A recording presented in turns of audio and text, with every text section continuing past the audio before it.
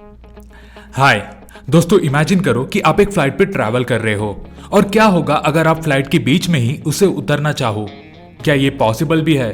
दुनिया के ज्यादातर कमर्शियल एयरलाइनर्स सी लेवल से मिनिमम 9 किलोमीटर ऊपर और मैक्सिमम 13 किलोमीटर के बीच में उड़ते हैं with an average cruising speed of 880 kilometre per hour and 575 kilometre per hour. अब ऐसे हाई एल्टीट्यूड और स्पीड में प्लेन के डोर को खोलना ये प्लेन के अंदर एक बहुत रैपिड डीकम्प्रेशन प्रोसेस शुरू कर सकता है जो बस कुछ ही सेकंड्स में पूरे प्लेन कैबिन को डीप्रेशराइज कर देगा, जो एक ऐसा स्ट्रॉन्ग सक्शन पुल क्रिएट करेगा जो कैबिन के अंदर का हर एक loose object including anyone who is not wearing a seat belt सबके सबको कैबिन से बाहर खींचकर एटमॉस्फेयर में फेंका जाएगा। और आपको क्या लगता है बाकी बचे पैसेंजर्स बच जाएंगे? Even there chances of survival is very very light, क्योंकि इस प्रेशर डिफरेंस की वजह से प्लेन का बैलेंस बिगड़ना शुरू हो जाएगा। प्लेन का कैबिन टेम्परेचर भी जल्द ही नीचे आना शुरू हो जाएगा, इतना नीचे कि वो फ्रॉस्टबाइट कंडीशंस तक गिर सकता है। और क्योंकि हायर एल्टीट्यूड्स में हवा लाइट होती है, मतलब एयर डेंसिटी कम होती है, इसके वजह से सांस लेने के लिए भी हवा में ऑक्सीजन की भी कमी होती है।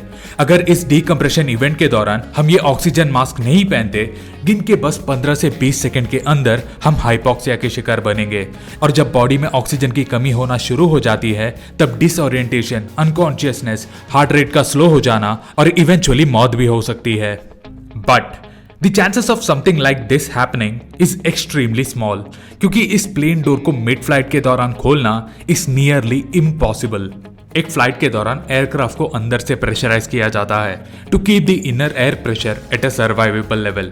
इस प्रकार कैबिन के अंदर का प्रेशर हमेशा एयर प्रेशर से ज्यादा ही होता है। एक टिपिकल क्रूजिंग एल्टीट्यूड में नॉर्मल एयरक्राफ्ट के अंदर पूरे सरफेस में अराउंड 1.5 kg पर स्क्वायर इंच तक का प्रेशर लगाया जाता है। ये कैबिन प्रेशर एयरप्लेन के डोर को अंदर से पुश कर रहा होता है, keeping it completely locked in a place. Normal standard passenger door करीबन 6 फुट ऊंचा और 3.5 फुट चौड़ा होता है। मतलब पहले तो आपको 11,300 kg फोर्स को ओवरकम करना पड़ेगा उस डोर को खोलने के लिए, और वो रफली 3 हाथी का वजन है। इस हाई प्रेशर के अलावा और भी कई दूसरे सेफ्टी मैकेनिज्म्स दिए गए हैं, और प्लेन का पायलट ही वो एकमेव व्यक्ति है जिसके पास इसका एक्सेस होता है थ्रू हिज कॉकपिट। और इसके लॉक्स और बोल्ट्स भी एयरक्राफ्ट स्ट्रक्चर के बहुत ही अंदर लोकेटेड होते हैं, सो इसे बाय फोर्स भी हम डिस्ट्रॉय नहीं कर सकते। इन डोर्स को डिजाइन भी ऐसे किए होते हैं कि इसके बाहर का सरफेस एरिया अंदर के सरफेस एरिया के कंपैरिजन में छोटा होता है। इसका मतलब है कि कोई भी इन बंद दरवाजों को अंदर से खोल नहीं सकता। अब हालांकि ये सच है कि उड़ते हुए फ्लाइट के डोर को खोलना इज ऑलमोस्ट इम्पॉसिबल, बट इसका मतलब ये नहीं कि इसे कभी किसी ने ट्राई नहीं किया। इसी साल जुलाई 6 को एक औरत को अरेस्ट किया गया था जब वो एयरप्लेन के डोर को ओपन करने की कोशिश कर रही थी while flying from Dallas to Charlotte on an American airlines flight. पता नहीं, पर बहन शायद कुछ तूफानी करने निकली थी। Well, the only way to open an airplane door mid flight is जब हम उस प्लेन के कैबिन को डीप्रेशराइज करेंगे, या फिर सब्र करो जब तक वो प्लेन एक लोअर एल्टीट्यूड में नहीं आ जाता। इन दोनों ही केसेस में कैबिन के अंदर के प्रेशर को रिड्यूस किया जाता है, और अब हमें कम फोर्स लगाना पड़ता है इस डोर को खोलने के लिए।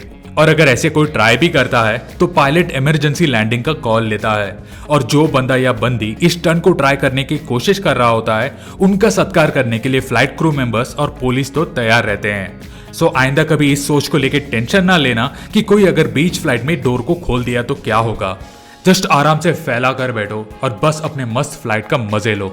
सो आई होप आपको ये पीस ऑफ इंफॉर्मेशन इंटरेस्टिंग लगा हो। अगर यस, प्लीज हमें सपोर्ट करें with a like, share and comment. Also अगर आपने अब तक चैनल को सब्सक्राइब नहीं किए हैं तो प्लीज चैनल को सब्सक्राइब करें, क्योंकि आप बहुत सी चीजें मिस कर रहे हैं। So until I meet you next time with more such interesting topics, bye from tech Baba.